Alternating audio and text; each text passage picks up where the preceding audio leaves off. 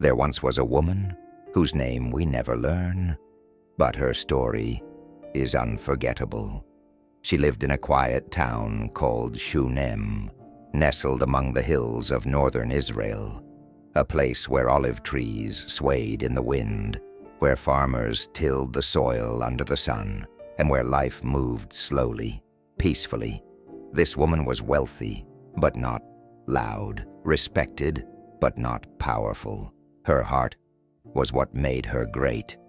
One day the prophet Elisha passed through town, dust on his sandals, staff in hand, a man on God's mission, and the woman saw him, not just with her eyes, but with her heart.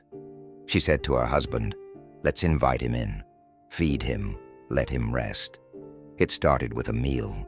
Then she built him a room, a small sun-washed chamber on their roof, with a bed, a table, a chair, and a lamp. 2 Kings, chapter 4, verse 10. She didn't ask for anything in return. She simply made space. Lesson 1. Faith begins by making room for God, before the miracle, before the blessing, before the answer. And the room was always ready. Elisha felt her kindness. One day, as he sat in the quiet of that little room, he said to his servant Gehazi, "What can we do for her?"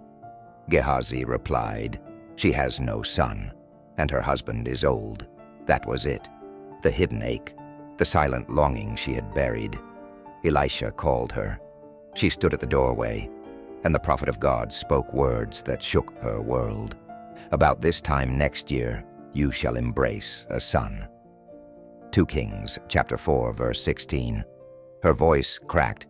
"No, my lord," she said. "Don't deceive me. Don't give me false hope." She hadn't asked for this, but God saw her and gave anyway. Months passed, and in the springtime, as the almond blossoms bloomed, she held a son, a promise in her arms, a miracle she hadn't dared to pray for. His laughter filled the house.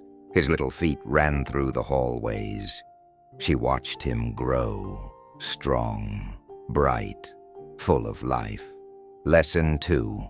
God hears even the dreams we've stopped speaking aloud, even the ones buried deep beneath years of silence.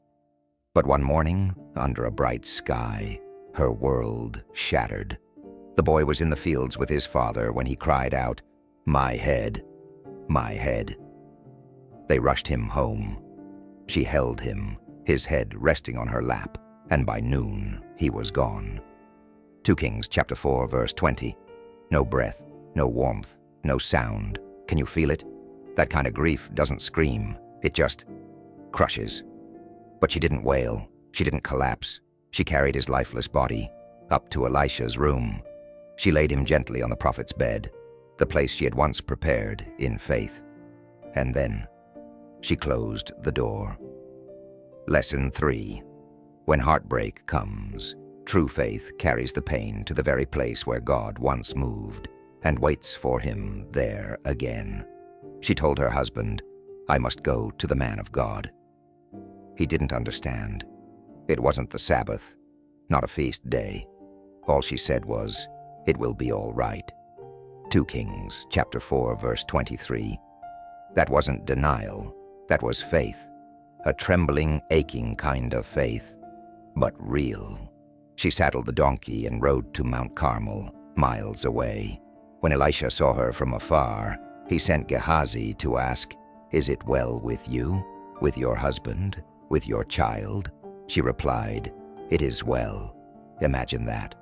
Her son is dead, and she says, "It is well." She reached Elisha and fell at his feet, clutching him. "Did I ask for a son? Did I not say, 'Don't mislead me'?" It was grief and trust woven together. Elisha rushed with her to Shunem. Gehazi had gone ahead, laid Elisha's staff on the boy, but there was no sound, no sign of life. Elisha arrived. He shut the door, just him, the child, and God. He prayed.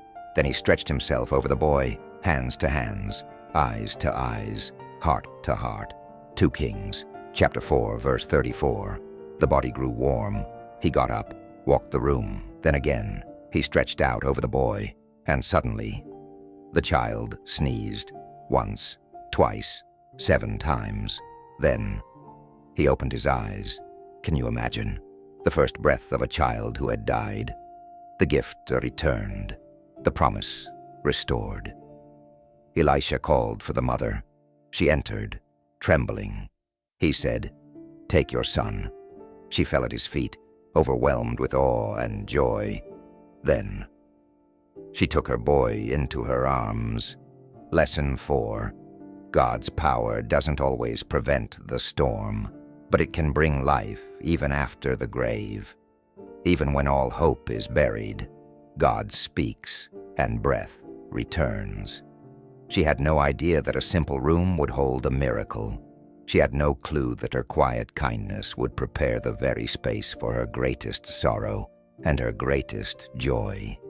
She had no title, no public ministry, but her story has lived for thousands of years. Why? Because she believed. She made room. She waited.